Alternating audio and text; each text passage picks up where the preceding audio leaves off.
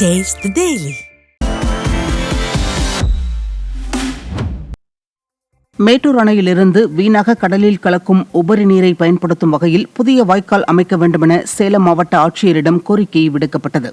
தமிழ்நாடு இயற்கை விவசாயிகள் சங்கத்தின் சார்பில் அளிக்கப்பட்ட மனுவில் நாழிக்கல்பட்டு ராஜ வாய்க்காலில் உள்ள தனிநபர் ஆக்கிரமிப்பை அகற்ற வேண்டும் என்றும் வலியுறுத்தப்பட்டது. ஆனால் நம்மளை தேடி வர தண்ணி வந்து நம்ம தமிழ்நாடு அரசு நம்ம முறையாக பயன்படுத்துறதில்ல. இத்தனை தண்ணியுமே கடலில் கலந்து வீணாக போகுது. தமிழ்நாடு அரசு வந்து கரையோரம், அதாவது வந்து காவேரி கரையோரம் ஒட்டி இருக்கிற வாய்க்கால்கள்லாம் சீரமைச்சு புதிய வாய்க்கால் இல்லைனாலும் அமைச்சு வர உபரி நீரை வந்து தமிழ்நாடு முழுவதும் எப்படி சேலம் மாவட்டத்தில் நீரேற்று உபரி நீர் திட்டத்தை நீ கொண்டு வந்து இன்றைக்கி வந்து சேலம் மாவட்டத்தில் 57 ஏரிகள் நிரப்பியிருக்கு. அந்த 57 ஏரி நிரப்புறதுனாலுமே அந்த பகுதி பூராமே இன்றைக்கி வந்து 3 ஆண்டுகளுக்கு தண்ணி பிரச்சனை வராது. இதே போல் வந்து தமிழ்நாடு முழுவதுமே வந்து ஏரி குளங்குட்டைகள் வந்து வறண்ட ஏரி குளங்குட்டைகள் நிரப்புறதுக்கு மேட்டூர் உபரி நீரத்தை கொண்டு வர தமிழ்நாடு அரசு நடவடிக்கை எடுக்கணும். திண்டுக்கல் மாவட்டம் கொடைக்கானல் அருகே மரம் விழுந்து உயரழுத்த மின்கம்பிகள் சேதமடைந்து சாலையில் தாழ்வாக செல்வதால் போக்குவரத்து பாதிக்கப்பட்டது.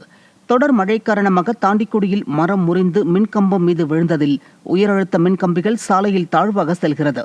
இதுகுறித்து புகார் அளித்தும் மின்வாரியம் சீரமைக்காததால் போக்குவரத்து தடைப்பட்டுள்ள நிலையில் பள்ளி கல்லூரிக்கு செல்லும் மாணவர்கள், வேலைக்கு செல்வோர் பெரிதும் பாதிக்கப்பட்டுள்ளனர்.